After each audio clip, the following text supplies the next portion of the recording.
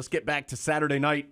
Carolina in Pittsburgh, and Panthers led the game 7-0 and 14-7.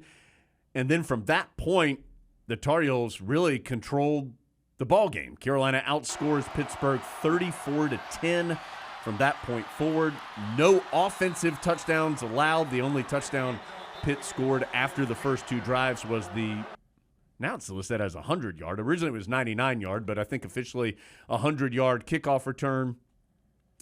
The Tar Heels, couple things standing out from this one. The defensive adjustments obviously were important. Pitt is a offensive unit that is struggling right now. The Panthers came out and did exactly what they wanted to do on the first two drives. I mean, the first drive was 13 plays, took 8 minutes off the clock, 78 yards. So exactly what Pitt wanted to do. Establish that they were better offensively, keep the Tar Heels off the field. Everything that they would have wanted, they got at the beginning. And they had a good second drive as well. 7 plays, 75 yards, almost 4 minutes off the clock. And then Carolina adjusted and was much, much better defensively the rest of the way. Pitt, of course, made a quarterback change. I never quite understood, Adam, if the quarterback change was because Jurkovec was shaken up late in the first half, or if that was their window of opportunity to try Veyer, the backup. It didn't help them. So they made the quarterback change without much help. And so, to me, Adam, and there's other things I want to talk about, J.J. Jones and Drake Maye and Carolina's execution before and after the half, but it was the defense settling down that was, to me, one of the bigger storylines from this one. And big plays from two pod favorites. Yeah. Kamen Rucker, Elijah Hussey. Elijah Hussey, I'm sure, went in the locker room and said, guys, if you're wondering why I played so well, I was on this Carolina Insider podcast this week, and I just feel like I'm filled with the hashtag power of the pod. Yep. And I'm just out here scoring punt return touchdowns. I'm picking off passes. I just can't stop making great plays. You should all do the podcast, so we'll see the benefits. But a really solid road win in kind of a weird way, because I think if you look at the box score, you see some things that would make you think, oh, Carolina might be in trouble. The Tar Heels didn't run the ball great. Drake Maye was sacked 5 times. And if you had told me that last week, I would have thought that might be problematic, but it really wasn't. Carolina controlled the game from the time they were down 14-7 on. Yeah, I do think the Tar Heels have been banged up on that offensive line, and I think the open date comes at a good time for them to try and get healthy on that O-line. Willie Lampkin for the second consecutive game did not play, did not even make the trip with the Tar Heels. Jonathan Adorno, not 100%. Ed Montelis, not 100%. And William Barnes, who had been playing tackles, been playing guard. Of course, he played guard all last year. But so the Tar Heels, I do think the open day comes at a good time in that regard. I think that is part of the reason why Carolina struggled to run it. And, I mean, Pitt and Minnesota are good defensive fronts. You've got to give them credit as well, that I think they made it hard for Carolina to run. And at the end of the game, I mean, the Tar Heels were running into like 8 and 9-man boxes there because, as Mac Brown said, the Tar Heels did not feel like Pitt was offensively capable of hurting them at that point. They weren't, and the only way they were going to let them back in the game at that point was to, have a pick six or make some kind of mistake that would allow Pitt back in it. So it was a very conservative game plan. Of course, you would like to be able to run it better than they did at the end. But I do think there's a little caveat to that there. Now, not that Carolina was running up and down the field anyway, but some of those numbers are going to look a little worse because of that. And remember, sack yardage takes away from the rush total in college, and there were several sacks. And again, Pitt is very good at sacking the quarterback. They have more sacks than any team in the country from 2019 till now. So some of that, I think, is the opponent. Some of that is Carolina does need to improve. Some of that is the injuries on the offensive line. You mentioned Hussey. To me, if you're picking individual standouts from this game, there were 3. And Elijah Hussey's number 1. I mean, it's the same stuff that we've talked about. But, Adam, I think, honestly, our interview with him last week, I pulled out some of that stuff during the radio broadcast, just the fact that in high school he played quarterback and receiver and DB, and he did all those different things. And, I mean, you can see, as we've said before, he's just a guy who knows how to play. And he's one of those dudes that if you're out on the playground or you're getting a pickup game of basketball or football or whatever it is, you pick Elijah Hussey because he knows what he's doing and is going to make an impact. He's not the biggest guy in the world, but holy smokes, Adam. I mean, 2 interceptions. He broke up a pass. He ran the punt back for a touchdown, had another long punt return that set up a touchdown. He was the most impactful player in the game in multiple different ways. And we're going to talk about basketball, but this kind of reminds me of basketball because it feels like Carolina's got more basketball players on the team this year.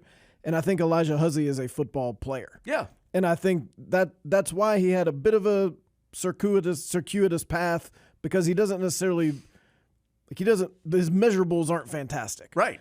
But when you watch him play, you think, I would win more games if I had that guy. But sometimes those guys slip through the cracks. This is, believe it or not, we've said some bad things about the transfer portal. This is the transfer portal working perfectly as a guy who can play, went somewhere, showed he could play, got an even better opportunity, and now is showing even at this level he can still really play and is creating even more opportunities for himself. Ironically, Adam, and this is not a long conversation that I want to have right now, I think the transfer portal is having a bigger impact than NIL on the field of play from college athletics. I mean, those are 2 huge changes right now. And to me, the transfer portal is a bigger deal than NIL is. And we don't have to talk about that right now, but Hussey's a great example of that. Yes, somebody who, coming out of high school, the big schools probably aren't going to look at him because he's shorter than you want and all those different things. But then you see him and you see him playing against good opponents and you go, yes, that guy can play no matter what. And I think he makes his other teammates better. Absolutely. I think he's made the secondary better by virtue of some of the things he talked about last week that helps everybody out there be on the same page more often. We've gone pretty far into the year without seeing the rash of just outright bus, and I think he is responsible for some of that. Well, and I'm going to knock on wood here a little bit, and I'm just confirming, the longest play, Carolina gave up a 40-yard pass in this game, and the game was pretty much decided at that point. That's the longest pass play that Carolina's given up this year through 4 games. And while that's not, you're not shooting off fireworks, but there's no 80-yarders or 78-yarders or something like that. Now, this season's only a third of the way done, but to your point, Carolina has, and the explosive play numbers, the 20-plus yard plays, kind of from that 20 to 29, are about the same. Everything else is much lower for Carolina right now. So still things to clean up, but I do think there's been some improvement in that regard for the Tar Heels. So I mentioned 3 individual standouts. The next to me was J.J. Jones. And Adam, this is a big development for Carolina. I think you know what you have in Nate McCollum. Even though the sample size is small, I think you know what you have. You know what you have a little bit more in Kobe Paysour. And he's still, now that he's playing more on the outside, I think he's still getting accustomed to playing there compared to in the slot. But Carolina needs, without Tez Walker available, Carolina needs kind of that outside alpha guy who can beat you down the field, who can make the tough catches on the sideline. And they've been waiting for J.J. Jones to be that, or to be able to get in that conversation. And to me, he took a big step towards that in this game. Now, you got to do it more than one game, of course. But Tar Heels had a nice play. I mean, there was on the 55-yarder or 57-yarder. I mean, you get J.J. Jones one-on-one running like that, that's great. And Drake Maye drops a perfect pass to him down the field. He made several contested, difficult catches on the sideline. Career-high 6 catches, career-high 117 yards against a good defensive team, and notoriously a very handsy, grabby, physical cornerback position that Pitt plays. I just thought it was a really impressive performance. Not just the one where he ended up one-on-one down the field. Yeah, that's great. To me, it was the contested catches on the sideline, making tough grabs, getting the feet down, that kind of stuff that you need your top outside guy to do. And J.J. Jones did it pretty consistently in this game. And to me, that's a big plus. And you have to remember that players like this don't always break out on a set calendar. Like right. What you see in game one is not, he either can or can't do it this year because of what he did in the opener. Sometimes it takes actual gameplay against other teams for them to figure out, you know what, I'm capable of doing this, or Drake and I are seeing the same things before the snap now, and he's knowing where I'm going, little fewer miscommunications. So that the Pitt game could be the sign that J.J. Jones is starting to take that next step that you might see continue over the rest of the season. But no matter what, it's a really good sign for the offense, because look at the 4 wins and the different amount of offensive stars in each of those games. Yeah. I mean, when the season started, if you had told me that Carolina was going to be 4-0, I would have said, Drake Maye has obviously been fantastic and has thrown for 1,000,000 yards, and he has been fantastic, but he hasn't had to throw for 1,000,000 yards because Carolina's offense has utilized some other weapons on a regular basis. Yeah, it's a good point. I mean, you go down the games and you can say, British Brooks was really good in this one, Amari Hampton, Nate McCollum, J.J. Jones. I mean, there just been guys every single week that have stepped up, not to mention, of course, big catches and plays from other guys throughout the year. And remember, Gavin Blackwell was not available in this game, did not travel with Carolina in this one, so the Tar Heels were a little shorthanded. You saw Christian Hamilton get onto the field for the first time, a young player that Carolina likes at that wide receiver spot. They like Chris Culliver, too. He's just a little further behind because he came to Carolina later, but they feel like they have some young guys who can help them there as well. So exciting to see that. And then, Adam, is Drake Maye, right? I mean, this is another example of Drake Maye's numbers were not mind-blowing. I mean, they weren't bad. I mean, he was 22 of 30, 296 yards, a touchdown, and no interceptions, and he ran for 2 scores. Next year at this time, if quarterback X puts up those numbers, he's the greatest player we've ever seen. But it was another example to me of just Drake Maye controlling the game. And, I mean, obviously the left-handed pass was insane. There were a couple times where he didn't try to force it. I mean, I can't even remember. There was one sack where he just kind of rolled and he just kind of sat down. And because Carolina had the lead and they were trying to hit a big play and it just wasn't there and time had run out and he was just like, you know what, I'm going to sit down and we're going to live to play another play. It was the football play version of I don't even want this. Yeah, yes. He showed some toughness where he took that hit up around the head early in the game, came back in and ends up running in a touchdown where the game was very much still in doubt at that point in time. He's just really good. I mean, that drive where he ended up with the left-handed touchdown, I think we talked about this on the air. And by the way, I want to circle back to J.J. Jones in a second too, because there was an interesting story that Chip Lindsey told. But let me finish this about Drake. That drive, he showed it all off on that drive. There was a scramble on that drive. I think maybe on 3rd down, but there was definitely a scramble where he used his legs to get a big chunk of yardage. He had one of the better throws of the season to J.J. Jones, where it was just a missile in a tight window. He made it look easy, and it was not easy. That's the throw that got Carolina from, the Tar Heels were around their 35 or 40 to all of a sudden they were around the Pitt 35, so kind of flipped the area they were playing in. And then, of course, the left-handed pass to close. I mean, he showed his running ability, his incredible accuracy and arm strength, and then his improvisational skills on a play you just don't see people make. And so that drive, to me, summed it all up. Drake Maye in a nutshell. He's just an excellent player, and Carolina's a lot better because he's on its team. Easy for me to say because I don't have to do this.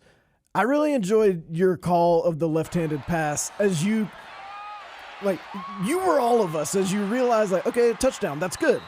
Wait a second. How did that touchdown occur? Yeah.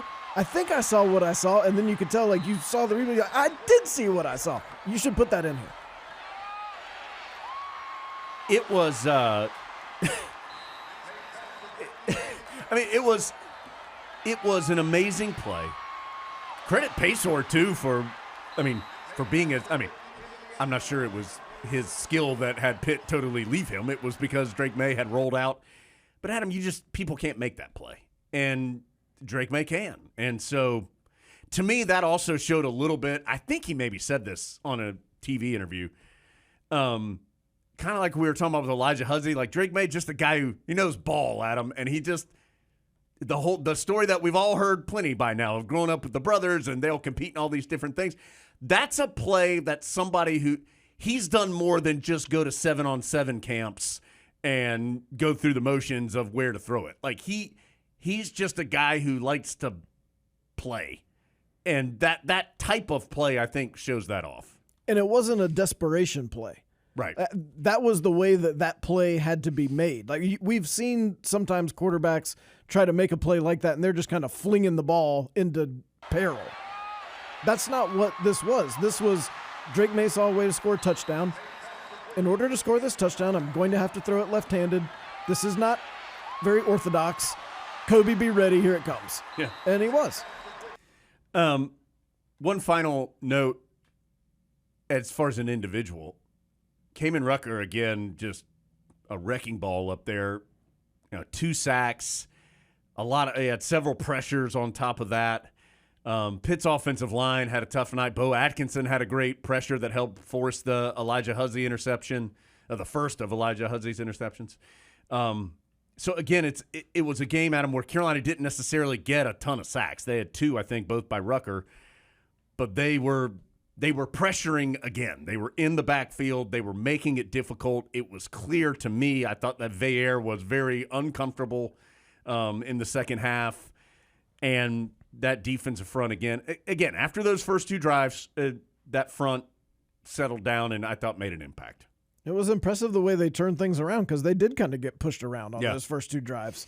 And to be able to, A, recognize what was wrong, and B, make the adjustment in the flow of the game was encouraging. Bo Atkinson's a guy that's starting to show up a little more. Well, I think it's a great example of what Carolina's trying to do as far as the amount of guys that they play. And I don't know how many players played defensively. Carolina did, quote-unquote, empty the bench a little bit at the end of the game. But Gene Chizik said this past week before the game, he said on average last year they were probably playing 14 or 15 guys defensively. And they played 21 against Minnesota. He said he wants to get to 22 to 25. And, Adam, I think Bo Atkinson's a great example of that. Bo Atkinson doesn't have to go out there and play 60 snaps. But if he plays 15 and Jacoby Cowan plays 12 and then Des Evans plays 30, then those guys can obviously give more effort when they're out there. And you get Bo Atkinson's full effort, a young guy who's coming into his own, who can give you high-level play in 15 plays. And he's just one example of it. I think the safeties, you're starting to see that too with Stick Lane and Will Hardy playing more and more, where that is going to help you. And so that is very clearly going to be the mantra for this defense, in my opinion, moving forward, is a lot of guys playing and, hey, give us all you got for X amount of plays that you're out there, and not taking it as a why am I sitting down, but I'm sitting down for this series so I can be even better next time I'm out there. And so much better for the development of a young player to make 2 really positive contributions out of 15 plays than play 60 and get shoved around for 59. Right. This isn't Kendall High and Chase Page having to play 90 snaps under John Bunning at defensive tackle. Remember those guys? Remember those guys? Kendall High. Like that. So all in all, Adam, Carolina's 4-0 and kind of quietly 4-0, and the Tar Heels haven't played, in my opinion, their best game yet. So a good place to be with a challenge still ahead. I mean, Carolina's next 2 games are Syracuse and Miami. Both those teams are undefeated as we are speaking right now. And so it will there are some big-time challenges ahead, but, man, I obviously you couldn't ask for any more than what the Tar Heels have done to this point. Felt like a good type of win for Mac Brown to go into a bye week with because the Tar Heels won, which is goal number 1, but they didn't do everything perfectly, so there's some things he can circle, and there's some competition at some spots. So nobody really goes into the bye week feeling like, well, clearly I've earned my spot, and there's no question I'm going to be starting against Syracuse. I think everybody's got work these next 10 or 12 days and then come back out there ready to go at Keenan at 3:30 on October 7th. 3:30, Carolina-Syracuse. Really fast before we talk basketball, I want to circle back to that J.J. Jones story. Chip Lindsey was talking about this last week where, and I think I have this right, I think it was Todd Monken, who's now the offensive coordinator of the Ravens and was at Georgia the last several years. Chip Lindsey was talking to Todd Monken for something. Probably talking ball. Yeah, talking ball. And he said that Todd Monken was kind of like, hey, what's up with J.J. Jones?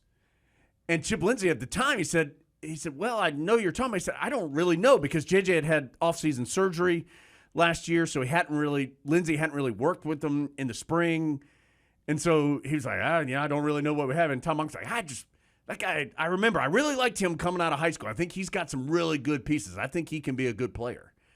And so that's what Chip Lindsey said. He kind of made a mental note of, okay, let me learn a little more about this guy because he just hadn't seen him at all in the spring. And so I just thought that was an interesting little note. I mean, remember, he came out of Myrtle Beach, was highly recruited, and has been there. He has played, and he's had some big moments. Maybe you saw a little step forward, which I think would be, again, as we discussed, a big plus. So we'll find out. So Tar Heels now 4-0, first time since 1997. Again, the final was 41-24. First punt return touchdown since 2018. Unfortunately, allowed the kickoff return for a score. Tar Heels were down. Elijah Green didn't make this trip. He is on all the special teams for Carolina. I think that was, I'm not saying that Elijah Green solely changes that kick return, but I do think that hurt a little bit. Obviously, that's something the Tar Heels will like to clean up because that was a pretty easy run back. You could almost see Mac Brown's brain like, oh, that big special teams play I've been talking about. Woo, this is fantastic. Moments later, oh, no, exactly the thing I said I didn't want. I don't know how to feel about this. So, all in all, quality win. Tar Heels 4-0. Pitt's got to figure out their quarterback spot. I'm going to tell you something, Adam. They booed Phil Jurkovec when they were just showing the starters on the video board before the game. He got booed so lustily. I know he's older, and so it's not like he's 18 out there, but I would have to think that get in your head a little bit when you're out there and you know you hadn't played well. They show you at your home stadium on the video. It's like, your quarterback today, Phil Jurkovec, and they were all like, brrr. There was no mistaking what they thought. It's just funny. Like, Pittsburgh's a pro town, obviously, yes.